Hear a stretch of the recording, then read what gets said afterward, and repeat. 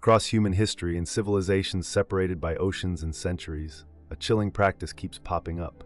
The ritual killing of a person to please a god, bless a new building, or give a dead ruler some company in the afterlife. It's a concept so brutal that it's hard for us to wrap our heads around today. And yet, for countless people, it was a grim and terrifying reality. We hear a lot about the powerful priests and the grand temples, but what about the actual victims? What was it like for the person chosen to die? From the blood-soaked pyramids of the Aztec Empire to the frozen peaks of the Andes, and from the tombs of ancient China to the misty bogs of Iron Age Europe, the experience was a journey into pure powerlessness and terror. This is the story of those who were considered expendable, a look into the horrifying final moments of their lives. This is why it really sucked to be a human sacrifice. Picture this. You're a warrior from a neighboring tribe. You fought like hell, but you were outnumbered and captured. Now you're standing at the top of a massive stone pyramid. The roar of the crowd below is a deafening wave of sound, but all you can hear is your own heart hammering against your ribs. The air is thick with the sweet smell of incense and the coppery tang of old blood. A priest, draped in magnificent feathers stained with dark patches, comes toward you with a knife made of razor-sharp obsidian. This was the reality for an Aztec human sacrifice, and it's just the beginning of why it sucked. Section 1. It sucked to be an Aztec prisoner of war. For the Aztecs, human sacrifice wasn't a rare, somber occasion. It was the engine they believed kept the universe running. According to their beliefs, the sun god Huitzilopochtli was in a constant fight against darkness. It was a battle he'd lose without being fed human hearts and blood. This created a relentless, terrifying demand for sacrificial victims, a demand met mostly through war. So your first problem started on the battlefield. The Aztecs fought what they called flower wars with nearby city-states. The main goal wasn't to conquer land, but to capture warriors alive for the sacrificial stone. Imagine fighting an enemy who doesn't just want to kill you, but wants to drag you back to their capital, Tenochtitlan, for a fate much worse than a quick death. If you were captured, your nightmare truly began. You'd be paraded through the city streets, a living trophy of the empire's power. For a little while, you might even be treated with a strange, unsettling respect. You were, after all, going to the gods. But that was no comfort. It was just the warm-up act. On the day of the ceremony, you'd be forced up the steep steps of the Templo Mayor, the Great Pyramid. At the top, a horrific scene was waiting. 4 priests would grab you, stretch your body backward over a stone slab, and arch your back to push your chest out. A 5th priest would then raise the obsidian knife. He would slice into your chest, reach in, and tear out your still-beating heart, holding it up for the sun god. But it wasn't over. Your body would then be kicked off the altar, tumbling down the pyramid steps in a bloody trail. At the bottom, more priests were waiting. Your body would be dismembered. In some cases, your flesh might have been ritually eaten by the elite, a terrifying form of communion. Your head would be cut off and sent to its final destination, the Tzompantli. This was the Aztec skull rack. Archaeological digs in modern-day Mexico City have uncovered the Huitzilopochtli, or Great Skull Rack, which held more than 600 skulls, including those of women and children. Your final legacy would be as an anonymous face in a wall of death, a public monument to the empire's power. They told you it was an honor, that you'd get a special afterlife with the sun god before coming back as a butterfly. But standing on that pyramid, with cold stone on your back and the glint of obsidian in your eye, it's doubtful the promise of becoming a butterfly brought any comfort at all. Section 2. It sucked to be a servant in ancient China. Thousands of years earlier, and halfway across the world in Shang Dynasty China, the reasons for sacrifice were different, but the end result was just as terrible. Here it sucked to be loyal. If you were a servant, guard, or concubine to a powerful lord, your master's death was your death sentence. This practice, known as shunzang, or burial sacrifice, came from the belief that a ruler needed to keep up his lifestyle in the afterlife. And that meant he needed you. There were a couple of ways this could go, neither of them good. You might be expected to commit ritual suicide. More often, you weren't given a choice. You were simply killed and put in the tomb. Excavations of Shang-era tombs, like the famous one for the warrior queen Fu Hao, show this grim reality. Her grave contained the remains of 16 other people, sacrificed to be her servants in the next world. Imagine the scene of a burial chamber. The king is dead, you and dozens of others are led to his massive underground tomb. Maybe you're killed quickly by beheading before being arranged in the chamber. Or in a far more terrifying scenario, you could be buried alive. You'd be forced into the pit and then listen to the slow, suffocating sound of dirt being piled on, plunging you into darkness forever. But even this honor was divided by class. While personal servants might be buried with their master, prisoners of war, called renji or human offerings, faced an even worse fate. Oracle bones from the era record their sacrifices. They weren't seen as people, but as offerings, no different from the animals they were often buried with. Even earlier, in the Neolithic Shimao culture, there was a chillingly specific logic to it all. DNA analysis shows that their sacrifices were separated by gender. At the main city gate, a mass grave held the skulls of about 80 people, almost all of them men, likely killed in a big public ritual to dedicate the city's defenses. Meanwhile, in the cemeteries of the elite, the victims buried with the nobles were almost all women, forced to be their eternal companions. Whether you were a man killed for a public spectacle or a woman bound to a dead master, your life was just a resource for the powerful to use up. Section 3. It sucked to be an Inca child chosen for sacrifice. In the dizzying heights of the Andes Mountains, the Inca practiced one of the most heartbreaking forms of human sacrifice, called capacocha. To be a victim here, it didn't suck because you were a prisoner or a slave. It sucked because you were perfect. The Inca chose children for sacrifice, believing their purity made them the best offerings. These weren't just any kids. They were chosen from all over the empire for their physical perfection, unblemished, beautiful, and healthy. For a family, having your child chosen was supposedly a great honor. But for the child, it was the start of a year-long march to death.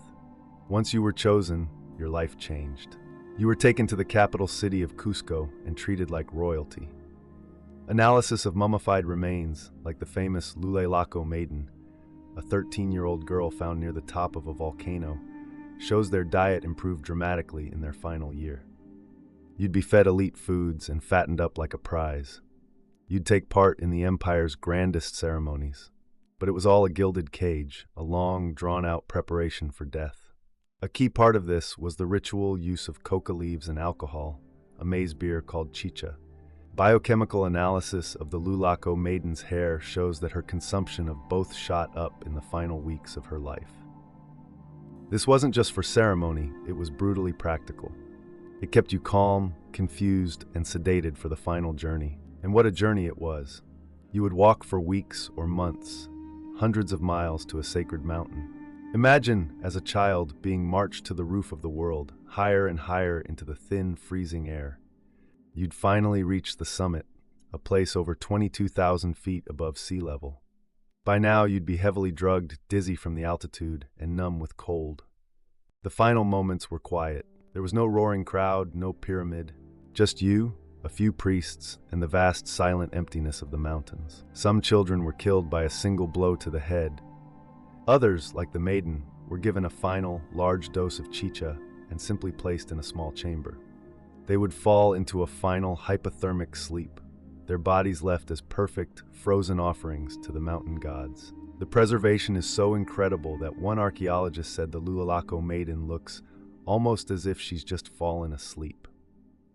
It's a peaceful image that hides the terror of being a child, drugged and alone, left to die in the coldest, loneliest place on earth. Misty Iron Age forest at dawn, ancient trees looming through thick fog, faint torchlight glowing between trunks, eerie silence, dark cinematic historical documentary style. In the misty forests of Iron Age Europe, the Druids practiced their own mysterious forms of human sacrifice.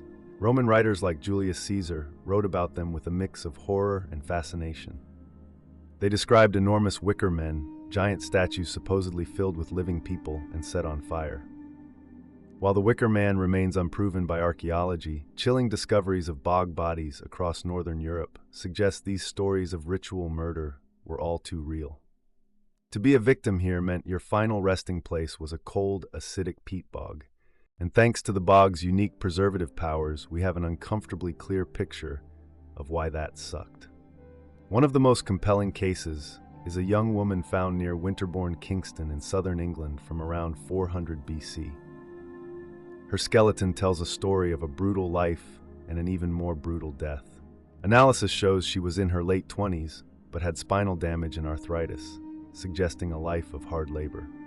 Isotope analysis of her teeth reveals she wasn't from the area, making her an outsider. Weeks before her death, she suffered a violent injury that cracked a rib, an injury that was still healing when she was killed. Her death was violent. Evidence suggests her hands may have been tied. The fatal blow was a sharp blade to the back of her neck, which severed her spinal cord. She was then thrown face down into a pit, not into a proper grave, but onto a deliberately arranged pile of animal bones. This wasn't a burial, it was a public execution. Another famous case, Lindo Man, found in a Cheshire bog, reveals a similarly horrific pattern. He was a healthy man in his mid-20s who may have been high status. But his death was a complex ordeal. He suffered blows to the head, a garrote cord was tied around his throat, and his neck was broken and his throat was cut. This triple death is thought by many researchers to be a hallmark of a powerful ritual, maybe an offering to 3 different gods at once. His last meal even contained mistletoe pollen, a plant sacred to the Druids, adding another layer of ritual to his end. To be a victim here was to be put through a calculated, multi-stage execution, your body left in a watery grave for thousands of years. Section 5. It sucked to be a victim of modern ritual killing. Maybe the most disturbing thing about human sacrifice is that it's not just ancient history. The practice, though illegal and condemned everywhere, is still happening today in a twisted, modern form. In parts of sub-Saharan Africa, particularly countries like Uganda, ritual killings continue, driven by a dark mix of superstition, witchcraft, and the corrupt pursuit of wealth and power. And here it sucks to be vulnerable. The victims are almost always children. They are targeted because they are easy to kidnap and because of a sick belief that their purity makes the ritual more powerful. This isn't about appeasing old gods. This is about personal gain. So-called witch doctors promise clients that a human sacrifice can bring them riches, cure sickness, or even help them win elections. Some reports have indicated that cases of child sacrifice can spike during election seasons, with some politicians believing these horrific acts will secure their victory. The experience of the victims is almost too awful to imagine. Unlike the swift methods of some ancient cultures, modern ritual killings often involve prolonged torture. Perpetrators often take body parts while the victim is still alive, based on the belief that their screams increase the magical power of the organs. Charities and police in Uganda have documented countless cases, leading the Ugandan parliament to pass a law specifically criminalizing human sacrifice in 2021. But the real challenge is fighting the deep-rooted beliefs that drive this gruesome trade. To be a victim of modern ritual killing is to fall prey to the most cynical, depraved version of the practice. There's no pretense of cosmic balance or societal good. It is the raw, violent expression of greed, where a child's life is considered a fair price for a new car or a seat in parliament. It's a chilling reminder that the darkest parts of human history are never that far behind us. Human sacrifice is a deeply unsettling part of our shared past, and understanding these brutal realities helps us appreciate the world we live in now. If you found this deep dive into the darker side of history compelling, hit the like button and subscribe for more stories you didn't learn in school. Let us know in the comments which of these scenarios you find the most terrifying. From the captive warrior on an Aztec pyramid to the chosen child on an Andean peak, from the loyal servant buried alive in China to the vulnerable child targeted today, the experience of a human sacrifice victim is a thread of ultimate horror that runs through history. The reasons given were many: to feed the sun, to serve a king in the afterlife, to bless a building, to get rich. But for the victim, the result was always the same: a brutal, terrifying, and powerless end. They were almost always the marginalized and the vulnerable, prisoners of war, slaves, outsiders, and children. Their deaths were a transaction for some perceived greater good. And while we look back in disbelief, the logic of the killers was, in their own context, chillingly rational. They weren't monsters in their own eyes, but people doing what they believed was a necessary, if awful, duty. But it's the victim's point of view that truly defines the horror.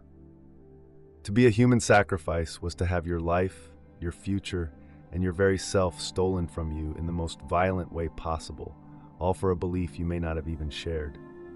It's maybe the most profound example in history of why, for some, it has truly and deeply sucked to be human. What do you think is the most terrifying justification these cultures used for such a brutal practice?